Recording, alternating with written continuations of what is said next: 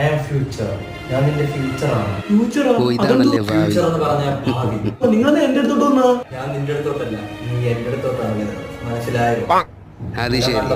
ഇല്ല, നിങ്ങൾ എന്റെ ഫ്യൂച്ചർ ആണല്ലേ, അങ്ങനെയാണ് എന്റെ കാര്യങ്ങളൊക്കെ പറ. നീ എന്താണെങ്കിലും ചോദിക്കും, ഞാൻ പറയാം.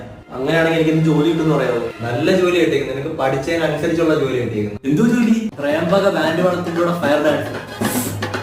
അങ്ങനെ ജീവിതം ഫയർ ഡാൻസ് ആയി, അതൊക്കെ പൊട്ട് ആസിഫ് കപ്പടിക്കൂ. വേറെ വല്ലതും ജോലി. നമുക്ക് എത്ര വയസ്സാകുമ്പോ താടി പൂച്ചയൊക്കെ വരും? അത് ഈ ജന്മത്തിൽ കളിക്കാനൊന്നുമില്ല. എനിക്കിപ്പോ 40 വയസ്സുണ്ട്. വേണ്ട പൂച്ചപ്പോടാ. ഇതെന്താ ഈ ഡ്രസ്? ഫ്യൂച്ചർ കണ്ടല്ലോ.